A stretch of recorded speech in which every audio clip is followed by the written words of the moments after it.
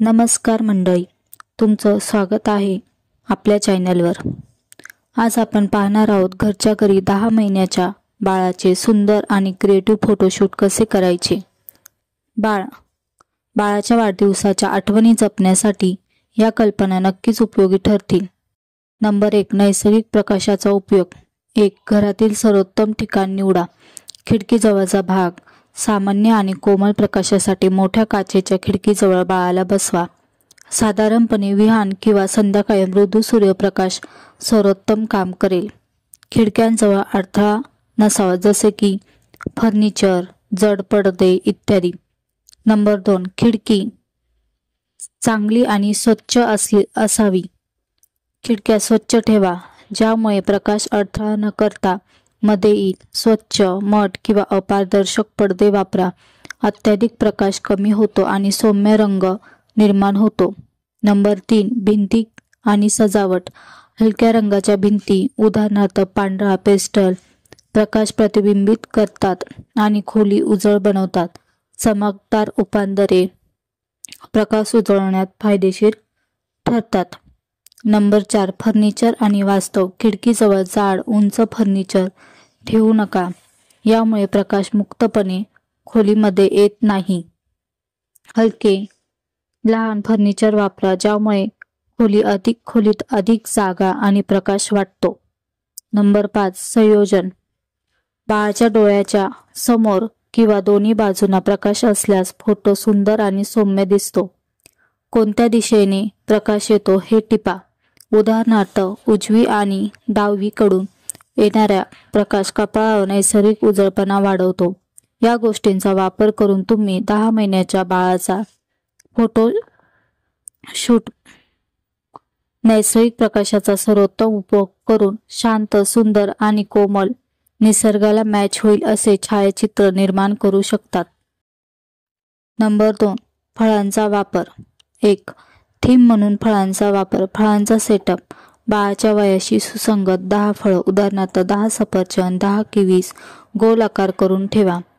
त्यामध्ये बाळाला ठेवा आणि बाळाला समोर बसवा। हा रंगीत आणि थीम मधील फोटो आकर्षक दिसतो। फुलांच्या किंवा फळांच्या सजावटीतील फ्रुटी थ्रो पिलोज सारखी साधी सजावट देखील कामी येते। ताज्या आणि रंगीत फळांचा वापर। वातावरणात उत्स्फूर्तता आणण्यासाठी संत्री, कलिंगड किंवा सफरचंद वापरता येऊ शकतात। नंबर 2, स्वॅडल किंवा क्रॉकमध्ये बाळ। फळांसारखा रंगीत स्वॅडल, संत्री रंगाचे किंवा कलिंगड प्रिंट स्वॅडल वापरा। हे स्वॅडल बाळाला फळासारखा आकर्षक रूप देते आणि फोटोला वेगळेपण आणते। बाळाला क्रॉकमध्ये ठेवा। क्रॉकच्या आत मऊ फळी रंगाचे कंबळ ठेवून त्यात बाळ बसवा। या प्रकारात बाळ म्हणजे फळाचा रत्न असा दिसू लागतो। 3, फळ बनवून आकृती करा। फळांच्या बाजूनी अंकरचना। कोणतेही फळ जसे सफरचंद, स्ट्रॉबेरी, कलिंगड किंवा यांचा उपयोग करून 10च्या आकृती तयार करा आणि बाळासमोर ठेवा। हे कल्पक आणि थीम सुसंगत दिसते। नंबर 3, खेळण्यांसोबत फोटोशूट। यामध्ये आपण बाळाच्या आवडत्या खेळण्यांसोबत फोटोशूट कसे करायचे ते पाहू, ज्यामुळे फोटो अधिक नैसर्गिक, खेळकर आणि हृदयस्पर्शी दिसतात। 1. फेवरेट स्टफ ॲनिमल किंवा टेडी बियर। टेडी बियर किंवा फेवरेट स्टफ ॲनिमल हातात देऊन बाळाला खेळायला प्रोत्साहित करा। असे छायाचित्र त्या अभयनशील आनंदाचा सुंदर क्षण टिपतात। बाळाच्या त्याच्या बाहूत धरून हग टाइम कॅप्चर करा। येणारा फोटो एकदम हार्ट वॉर्मिंग दिसतो। टिकटॅक स्टाईल प्ले सेशन। बाळासमवेत लहान वाळून किंवा प्ले किट बंद करून फोटोशूट करा। यातून एक खेळपूर्ण वातावरण तयार होतं। साध्या घरातील वस्तू जसे की लाकडी बॉक्स, खेळणी अशा छोटेसे प्रॉप्स वापरून फोटो हेही खूप छान, अधिक वास्तविक आणि मजेने दिसतात। 3. खेळणींच्या रंगसंगतीचा उपयोग। रंगीत खेळणी वापरा। लाल, निळा, पिवळा। जेव्हा बाळ त्या खेळण्यांकडे लक्ष देतो तेव्हा फोटो खेळकर आणि रंगीबेरंगी दिसतो। भिंतीवर किंवा फरशांवर सावधपणे खेळण्याची रंगाची ओळख सेटअप करा। 4. मोठ्या छोट्या वस्तूंसोबत तुलना. बाळाच्या आवडत्या टेडी बिअरसह फोटो अधिक त्याच्या वाढीची तुलना क्लिक करा. ही कल्पना कुटुंब फोटो अल्बममध्ये खूपच आकर्षक दिसते. नंबर 4. Fabric backdrop. रंगीत चादर, दुपट्टा किंवा फॅब्रिकचा वापर करून बॅकड्रॉप तयार करा. त्यावर बाळाला बसवा आणि फोटो काढा. आपल्या घरच्या फोटोशूटमध्ये एक सुंदर, कोमल आणि प्रगत फॅब्रिक बॅकड्रॉप वापरून तुम्ही व्यावसायिक स्टुडिओसारखा लूक सहज तयार करू शकतात. 1. कापडाचा प्रकार निवडा. मस्लिन, कॅनव्हास, पॉलिस्टर हे लोकप्रिय आणि निवडायला सोपे कापड आहे. मस्लिन सौम्यपणे आणि हलके वजनासाठी, तर कॅनव्हासमध्ये रंगीत टेक्स्चर चांगले मिळतात. शायनी किंवा ग्लॉसी कापड टाळा, यामुळे प्रकाशात परावर्तन होते आणि फोटो लूक बिघडतो. 2. रंग आणि टेक्स्चरची निवड. पेस्टल किंवा सॉलिड रंग निवडल्यास बाळावर लक्ष केंद्रित होते आणि फोटोतील एकोपा दिसतो. हलके टेक्स्चर जसे की वेलवेट किंवा सूक्ष्म पॅटर्न तुम्हाला एक साधेपणा आणि प्रोफेशनल वाटणारा लूक देऊ शकतात. 3. कापड व्यवस्थित लावा. फॅब्रिकवर चढू नये. फ्लश ब्लँकेट किंवा बीन बॅग वापरून बेस तयार करा आणि त्यावर हा बॅकड्रॉप झाका. नंबर 4. बॅकड्रॉप कसे सेट कराल. कापड फक्त भिंतीवरच नव्हे, जमिनीवर सुद्धा ओघळू द्या. बाळ जेव्हा बसतो, झोपतो तेव्हा पूर्ण फ्रेम एक संद दिसतो. 5. कौटुंबिक फोटो. आई, बाबा किंवा भावंडांसोबत बाळाचे फोटो काढा. हे फोटो कौटुंबिक प्रेम आणि बंध दर्शवतील. बाळाचे वाढते क्षण जसे खास असतात, तसंच त्यांच्यासोबत कुटुंबातील सर्व सदस्यांचं एकत्र असलेलं फोटोशूट हेही खूप हृदयस्पर्शी ठरतं.